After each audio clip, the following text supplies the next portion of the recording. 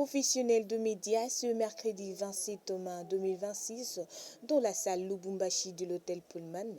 Le directeur général du service d'assistance et d'encadrement de l'exploitation minière artisanale et petite échelle, SAIMAP en sigle, Jean-Paul Kapungu a tenu une conférence de presse pour présenter les avancées significatives dans la formalisation du secteur minier artisanal en République démocratique du Congo. Dans son allocution, il a énuméré quelques réformes au sein de la SAIMAP, notamment la mise en place de 64 zones d'exploitation artisanale, la migration de l'artisanat minier vers la petite mine, la signature d'un partenariat avec Phoenix Capital BV dans le cadre projet Gold Connect, dont la phase de faisabilité verra le jour dans l'espace Grand Oriental. Par ailleurs, le directeur général Jean-Paul Kapungu a évoqué le progrès en termes d'assurance en faveur de créateurs conclus avec quelques sociétés d'assurance, notamment Activa Assurance, Afrissure et Raosi. Toutes ces réformes visent à matérialiser la vision du chef de l'État, Félix-Antoine Tshisekedi Tshilombo, sous la conduite du ministre de Mines, Louis-Antoum Kabamba. Je voudrais ici rendre hommage à son Excellence, Monsieur le Président de la République, Félix-Antoine Tshisekedi Tshilombo, le Président de la République, chef de l'État. Je profite aussi à rendre le même hommage à Madame la chef du gouvernement, Soumina, Madame à laquelle chapeaute le gouvernement de une occasion pour moi qui est félicité. Un homme qui vulgarise, qui applique la politique du secteur minier, son Excellence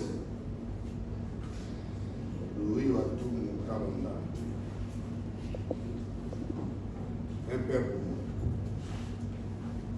Je vous ai invités tous aujourd'hui parce que je voulais parler des 4 points. Je voulais parler de la vulgarisation des zones d'exploitation artisanale. Je voulais parler des arrêtés signés par le ministre des Mines en faveur du SAIMAP. Je voulais aussi parler de l'assurance et la protection sociale d'exploitation artisanale.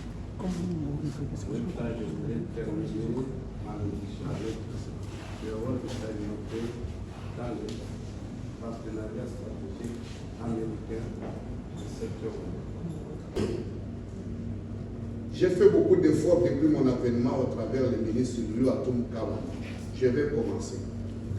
Tous ces arrêtés que vous voyez, ça a été signé en un seul jour. Après, ça va prendre ça. L'arrêté 0000305, prenez, vous cherchez. L'arrêté 00670, prenez. L'arrêté 00279, arrêtez. L'arrêté 00235, arrêtez. L'arrêté 0035, ça reste avec moi. L'arrêté 00234, arrêté 00233, arrêté 00, c'est le même. Ici, cet arrêté dit quoi? Je prends ça d'abord par exemple. Je ne vais pas revenir. Je vous ai donné les références pour la presse.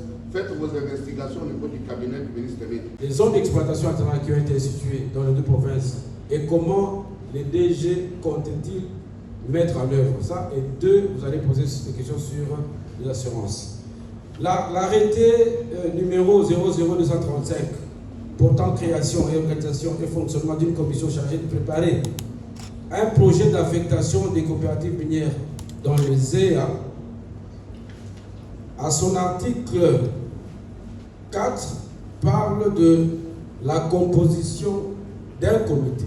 Parce que pour affecter les coopératives dans les zones d'exploitation artisanale, le ministre a voulu que ça ne soit pas seulement une affaire d'un service de CEMAP, mais que ce soit une affaire d'une commission.